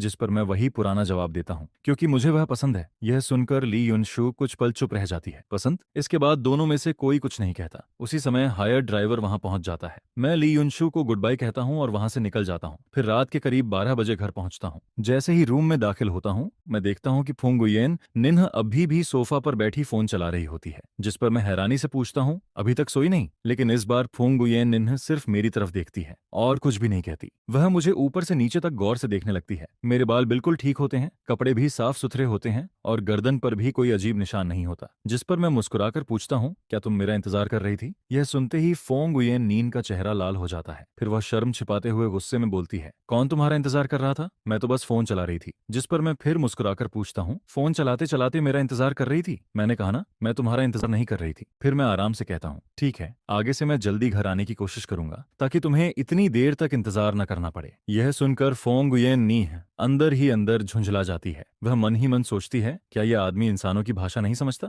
मैंने कितनी बार कहा कि मैं उसका इंतजार नहीं कर रही थी। इतना सेल्फ ऑब्सेस्ड होने की भी क्या जरूरत है? ऐसे बात कर रहा है जैसे मैं कोई दुखी वाइफ हूं जो हर रात अपने हस्बैंड का इंतजार करती रहती है। जिस पर वह कुछ बोलकर अपनी इज्जत बचाना चाहती है। लेकिन इससे पहले कि वह कुछ कह पाती, मैं बाथरूम की तरफ चला जाता हूँ। यह देखकर फोंग गुयेन निन्ह बेबस होकर सोचती है, छोड़ो, पहले इसे नहा लेने देती हूँ, उसके बाद बहस करूंगी। वैसे भी मैं सच में सिर्फ फोन ही चला रही थी। उधर मैं फ्रेश होकर बाहर आता हूँ और सीधे बेड पर लेट जाता हूँ। आज मैं सच में बहुत थका हुआ होता हूँ। दिन भर कंपनी का काम संभालने के बाद रात को भी पुराने क्लासमेट्स के साथ ड्रिंक और बातचीत करनी पड़ी थी, इसलिए इस समय मेरी आंखें नींद से भारी हो रही होती हैं। उधर फुंग गुयेन निन्ह सोचती है कि मौका देखकर वह अपनी बात साफ कर देगी, लेकिन तभी वह देखती है कि मैं पहले ही आंखें बंद कर चुका हूँ। यह देखकर उसके दिल में हल्की सी नाराजगी पैदा हो जाती है। वह मन ही मन सोचती है, इतनी जल्दी सो भी गया? क्या एक बात भी नहीं करना चाहता मुझसे? लेकिन अगले ही पल मैं हल्का सा मुस्कुरा देता हूँ। फिर अपना हाथ बढ़ाकर उसे अपनी बाहों में खींच लेता हूँ, जिस पर उसकी सारी नाराजगी पल भर में गायब हो जाती है। अब उसके दिल में सिर्फ शर्म और घबराहट बचती है। इस तरह रात गुजर जाती है और अगली सुबह उसके दिल की काफी नाराजगी भी धीरे धीरे खत्म हो जाती है। फिर अगले दिन जियांग जियांग अपने जॉब के पहले दिन सीधे मेरे ऑफिस में पहुंच जाती है। असल में वह हालात जानने आई होती है। जैसे ही वह मुझे देखती है, उसे मेरे चेहरे पर हल्की थका नजर आती है, जिस पर वह मन ही मन सोचती है, क्या बिग ब्रदर रात भर ठीक से सोए नहीं?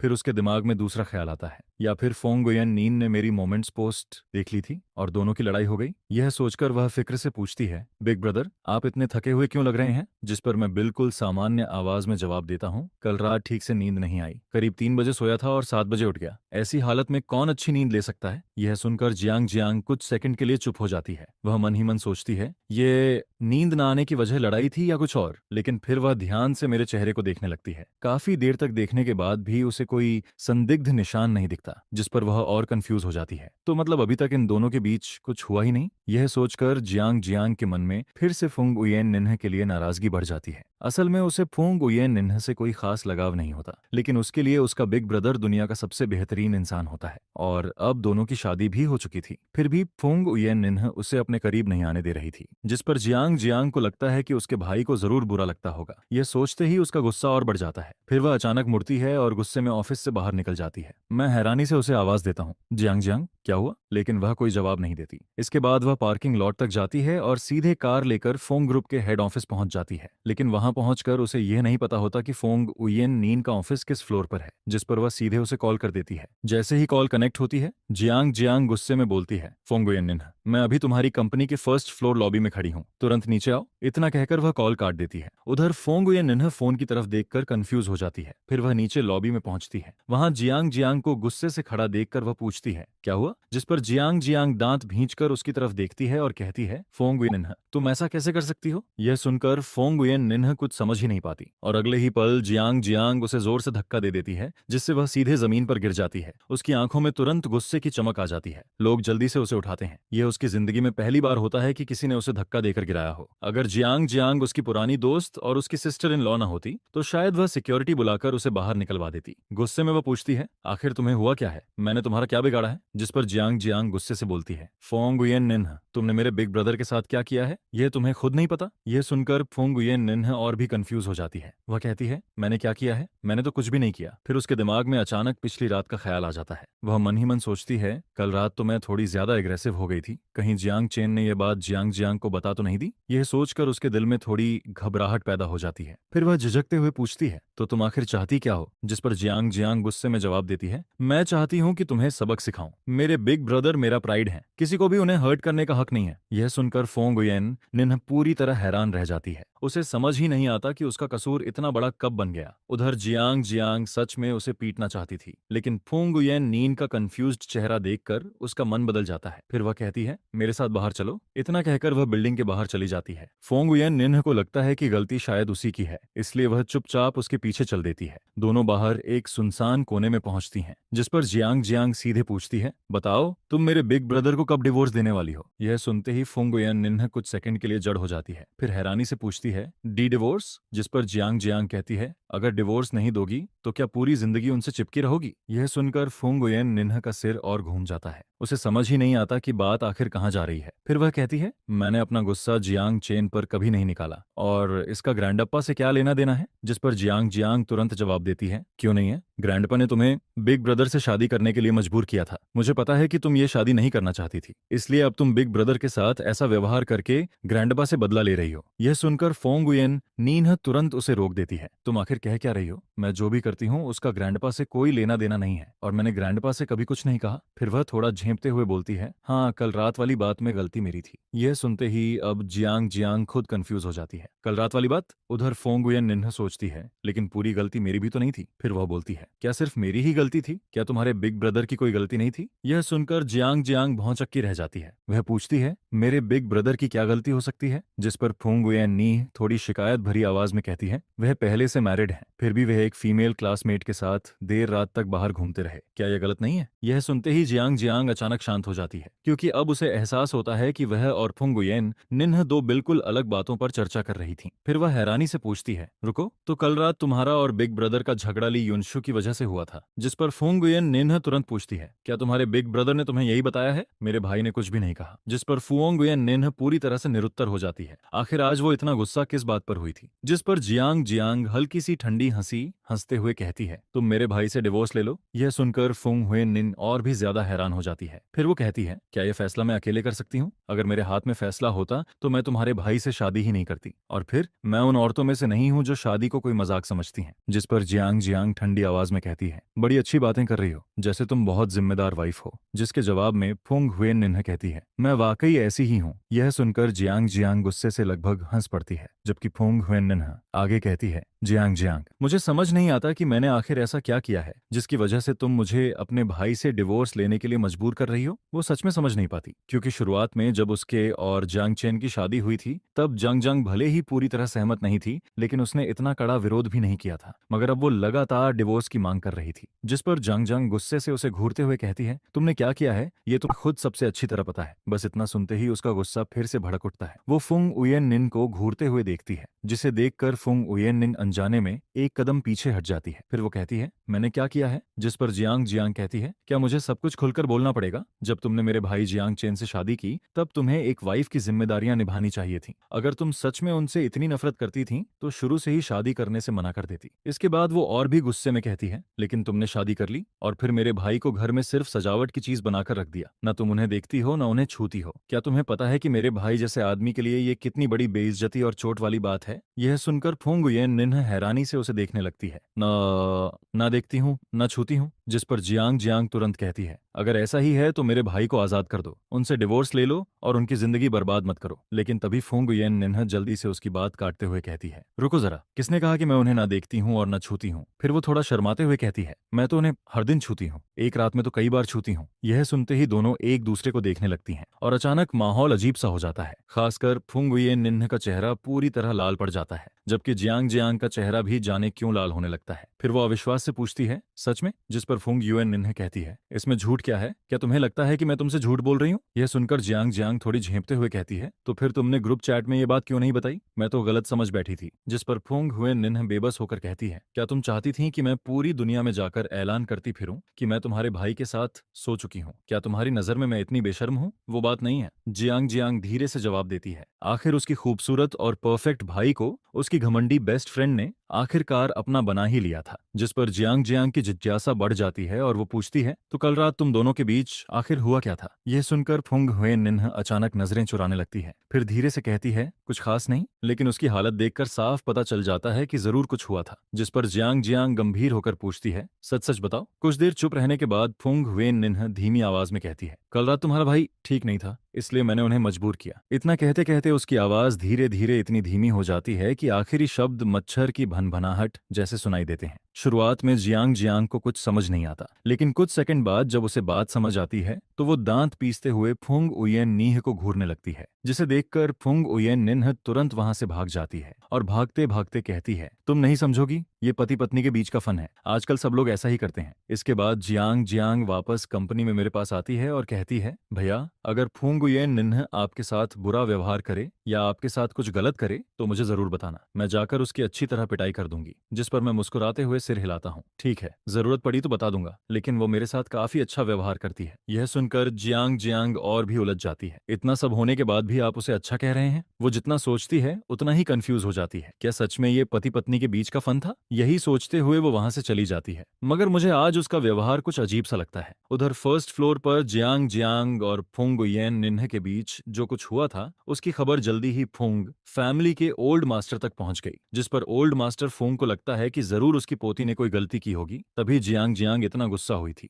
आखिर फुंग फैमिली की नई पीढ़ी में सिर्फ यही एक पोती थी। बचपन से ही ओल्ड मास्टर उसे अपनी आंखों का तारा बनाकर रखते आए थे। आमतौर पर वो चाहे जितनी डांट लगा लें, लेकिन कभी हाथ तक नहीं उठाते थे, इसलिए वो इस बात से थोड़ा नाराज हो जाते हैं। फिर डिनर के दौरान यही बात छिड़ती है। ओल्ड मास्टर कहते हैं, सुना है आज जियांग जियांग ने तुम्हें फर्स्ट फ्लोर पर धक्का देकर गिरा दिया था और वो तुम्हें मारने भी वाली थी। ये सुनकर फुंग उयेन निन्ह चौंक कर मेरी तरफ देखती है, जबकि मैं हैरानी से उससे पूछता हूँ, तुम गिर गई थी? लेकिन फुंग उयेन निन्ह कुछ नहीं कहती, जिससे साफ हो जाता है कि बात सच थी। फिर मैं पूछता हूँ, उसने तुम्हें धक्का क्यों दिया? लेकिन इस बार भी वो चुप रहती है, क्योंकि उसे समझ नहीं आता कि वो आखिर क्या जवाब दे। जिस पर ओल्ड मास्टर कहते हैं, जियांग जियांग कोई नासमझ बच्ची नहीं है, अगर उसने ऐसा किया है तो जरूर तुमसे कोई गलती हुई होगी। यह सुनकर फुंग हुएन निन्ह शर्म और गुस्से से कहती है, दादाजी आप इस मामले में मत पड़िए, ये मेरे और जियांग जियांग के बीच की बात है। असल में उसे याद आ जाता है कि पिछली रात उसने क्या किया था, इसलिए अगर जियांग जियांग सच में उसे मार भी देती तो शायद वो विरोध नहीं करती। जिस पर ओल्ड मास्टर भौहें सिकोड़ते हुए कहते हैं, अगर गलती तुम्हारी है तो जाकर जियांग जियांग और अपने सास ससुर से माफी मांगो। इसके बाद मैं ओल्ड मास्टर की तरफ देखकर कहता हूँ, दादाजी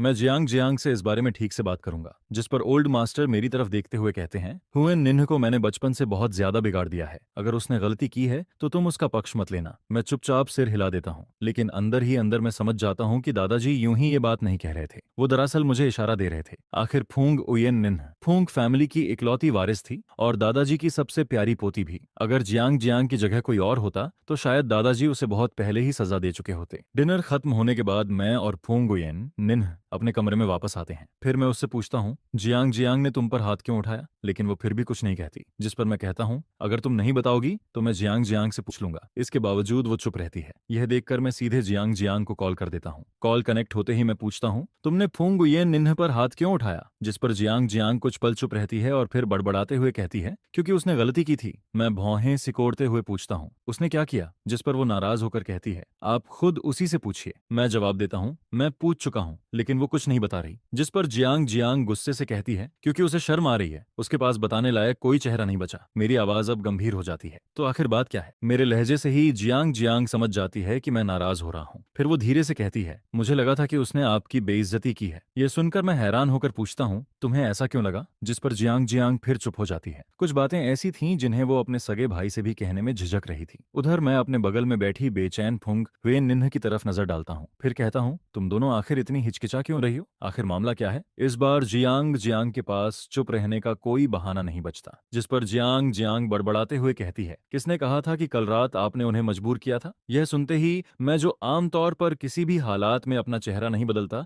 मेरे कान तक गर्म हो जाते हैं। उधर फुंग उयेन निन्ह मेरे लाल हुए कानों को देखकर हैरान रह जाती है। वो मन ही मन सोचती है, क्या मैं और जियांग जियांग इतने करीब हैं? यहाँ तक कि पति पत्नी की प्राइवेट बातें भी उसे पता चल गईं। जबकि फोन के दूसरी तरफ जियांग जियांग अब भी नाराज थी और लगातार बोलती जा रही थी, मैंने जो कुछ किया सब आपके लिए किया। अगर मैं उसे सबक सबक नहीं सिखाती तो आज वो आपको एक बार मजबूर करती है, कल दूसरी बार भी कर सकती है। जिस पर वो और भी नाराज होकर कहती है, भैया मुझे समझ नहीं आता कि आपको ऐसी औरत आखिर पसंद कैसे आ सकती है। अगर अगली बार ऐसा हुआ तो मैं सच में उस पीट दूंगी। यह सुनकर मैं बालकनी की तरफ चला जाता हूँ और ग्लास डोर बंद कर देता हूँ ताकि फुंग उयेन निन हमारी बात ना सुन सके। लेकिन यह देखकर फुंग उयेन निन्ह के मन में अजीब से ख्याल आने लगते हैं। क्या वो मुझसे बच रहे हैं? हम तो पति पत्नी हैं। क्या हमें दुनिया का सबसे करीबी इंसान नहीं होना चाहिए? जिस पर वो और ज्यादा उलझ जाती है। फिर ये दोनों मुझसे बातें क्यों छिपा रहे हैं? कहीं मेरी बुराई तो नहीं कर रहे? फिर वो खुद को समझाने लगती है, थोड़ा सा सुन लूं तो क्या हो जाएगा? क्या फुंग फैमिली की बड़ी बेटी अब अपनी इज्जत भी छोड़ दे? उधर मैं उसकी तरफ एक नजर डालता हूँ और फिर जियांग जियांग से कहता हूँ, जो भी हो तुम्हें हाथ नहीं उठाना चाहिए था। फुंग उयेन निन्ह फुंग फैमिली की इकलौती बेटी है। तुम भी जानती हो कि दादाजी और पूरे परिवार के लिए उसकी कितनी अहमियत है। इसके बाद मैं गंभीर होकर कहता हूँ, आज तुमने बहुत जल्दबाजी कर दी, दिन दहाड़े उसे धक्का दे दिया। जिस पर जियांग जियांग धीरे से बड़बड़ाती है, मैंने सच में उसे मारा थोड़ी था, मैं तो बस डराने की कोशिश कर रही थी। फिर वो और भी धीमी आवाज में कहती है, अगर दिन में नहीं कर सकती तो अगली बार रात में करूंगी। एक बोरा डालूंगी और फिर उसकी अच्छी तरह खबर लूंगी। उसकी आवाज इतनी धीमी थी कि मुझे कुछ सुनाई नहीं देता। जिस पर मैं पूछता हूँ,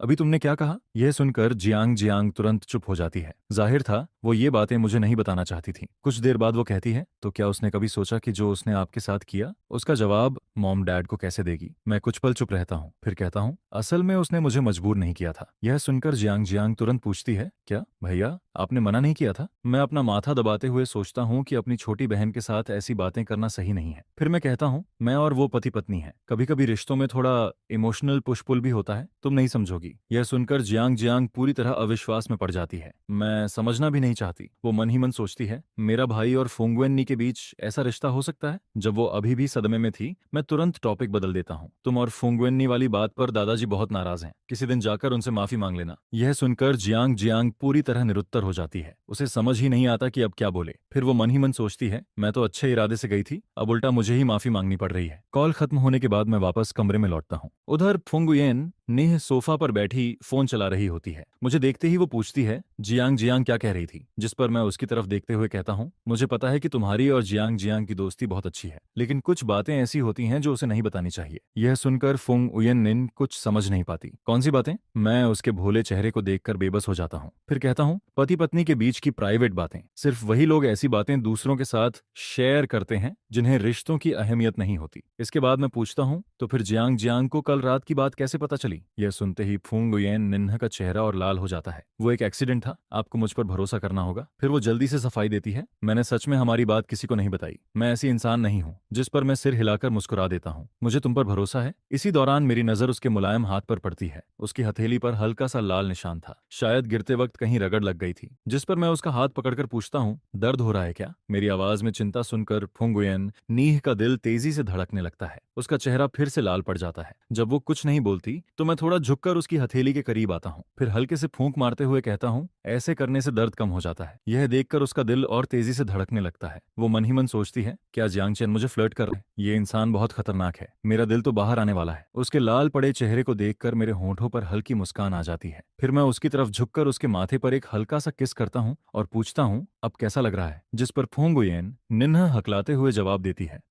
ठीक है, अब दर्द नहीं है। उसे इस हालत में देखकर मैं गर्म जोशी से मुस्कुराता हूँ, गुड गर्ल। इसके बाद मैं सीधा उठता हूँ और नहाने चला जाता हूँ। तभी फुंग उयेन निन्ह लंबी सांस छोड़ती है। वो मन ही मन सोचती है, पहले भी बहुत सारे लड़कों ने मुझे इम्प्रेस करने की कोशिश की थी, लेकिन मैं कभी प्रभावित नहीं हुई। मुझे उनके तरीके बचकाने और बेवकूफी भरे लगते थे, लेकिन अब मैं खुद इतनी नर्वस क्यों हो रही हूँ? उसका दिल अभी तेजी से धड़क रहा था। वो अपनी छाती पकड़कर सोफा पर गिर जाती है। कुछ देर बाद जब मैं नहाकर बाहर आता हूँ तो वो अब भी मेरी नजरों से बच रही होती है। जिस पर मैं पूछता हूँ, क्या हुआ? हाथ फिर दर्द कर रहा है क्या? मुझे पहले की इन्वेस्टिगेशन रिपोर्ट्स याद आने लगती हैं। उनमें लिखा था कि फुंग उयेन निन्ह घमंडी, जिद्दी और बहुत अकड़ वाली लड़की है, लेकिन पिछले कुछ दिनों में जो मैंने देखा वो उससे बिल्कुल अलग थी। असल में वो काफी मासूम और शर्मीली थी। उधर फुंग उयेन निन्ह खुद पर झुंझला रही थी, मैं इतनी बेकार क्यों हूँ? हर बार उसका एक सवाल सुनते ही मेरा चेहरा लाल क्यों हो जाता है? मैंने जिंदगी में क्या क्या नहीं देखा, फिर मुझे शर्म किस बात की आ रही है? इसी बीच मैं उसकी चमकती आंखों को देखकर हंस पड़ता हूँ। मुझे हंसते देखकर वो हिम्मत जुटाती है, फिर धीरे धीरे मेरे पास आती है और अपना छोटा सा हाथ मेरे सामने बढ़ा देती है। फिर दर्द हो रहा है? जिस पर वो धीरे से कहती है, एक बार और फूंक मार दो। फिर थोड़ी हिम्मत करके जोड़ती है, या फिर एक किस कर दो। यह कहते समय उसका दिल बेकाबू होकर धड़क रहा था। वो सोचती है, जियांग चेन मुझे छेड़ सकता है तो क्या मैं उसे वापस नहीं छेड़ सकती। उधर मैं उसके अचानक बढ़ाए हुए हाथ को देखकर कुछ पल के लिए चौंक जाता हूँ। मुझे बिल्कुल उम्मीद नहीं थी कि वो ऐसा करेगी। मैं तो सोच रहा था कि वो शर्माकर भाग जाएगी, लेकिन अब वो पहले से काफी बदल चुकी थी। जिस पर मैं हल्का सा मुस्कुराता हूँ और कहता हूँ ठीक है। फिर मैं उसकी हथेली पर हल्की फूंक मारता हूँ और उसके बाद उसकी हथेली पर एक हल्का सा किस कर देता हूँ। फिर पूछता हूँ, अब तो दर्द नहीं है। फुंगुयेन निन्हा कुछ कहना चाहती है ताकि अपनी इज्जत बचा सके, लेकिन उसका दिमाग